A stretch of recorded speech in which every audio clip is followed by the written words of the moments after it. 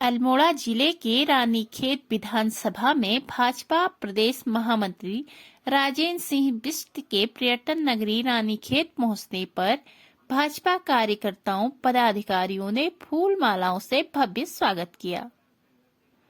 भाजपा प्रदेश महामंत्री राजेंद्र सिंह बिष्ट ने पर्यटन नगरी रानीखेत राजदीप होटल में प्रेस वार्ता कर प्रदेश सरकार के 2 वर्षों की उपलब्धियों को गिनाया। उन्होंने कहा 2 साल कार्यकाल में उत्तराखंड के विकास के कई निर्णय लिए गए। साथ ही उन्होंने बताया कि अगले 19 दिन तक हमारे संगठनात्मक जिलों में प्रदेश के मुख्यमंत्री पुष्कर सिंह धामी ने एक संकल्प पत्र भेजा है। उन्होंने बताया कि 24 माह में 48 की गारंटी देने का वादा किया है। पूरे देश में उत्तराखंड पहला ऐसा राज्य है जहां समान नागरिकता संहिता लागू की गई है। नकल विरोधी कानून का प्रावधान करने वाला भी उत्तराखंड पहला राज्य है।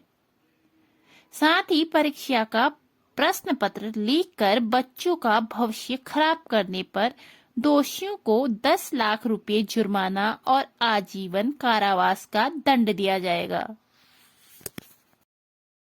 मैं आपके चैनल के माध्यम से और सभी मीडिया के पत्रकार बंधुओं का स्वागत करता हूं सबसे पहले, और आपको होली की भी शुभकामनाएं देता हूं। आपके परिवार में मंगलमय हो।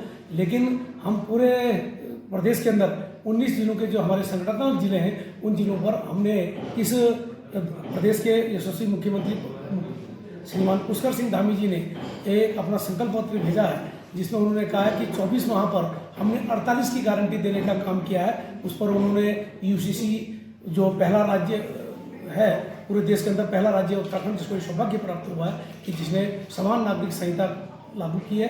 एक सख्त विरोधी कानून का प्रावधान करने वाला भी उत्तराखंड पहला राज्य है, जिसने कहा है कि हम जो नकल कर लोगों का भविष्य खराब करते थे बच्चों का, उसके लिए हम उनको आजीवन कारावास और 10 लाख रुपए तक का जुर्माना बनाने वाला देश का पहला राज्य उत्तराखंड है, जिसने इस प्रकार के निर्णय लिए हैं।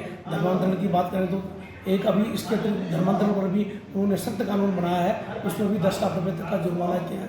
दंगा विरोधी एक कानून बनाया है। दंगा विरोधी में जिस प्रकार की बनपुरा हल्द्वानी में घटनाएं हुई थी, उसकी पुनरावृत्ति ना हो, और जिस प्रकार के वहाँ पत्रकारों को उनके वाहनों को जला दिया गया और पत्रकारों को भी जिंदा जलाने का प्रयास किया।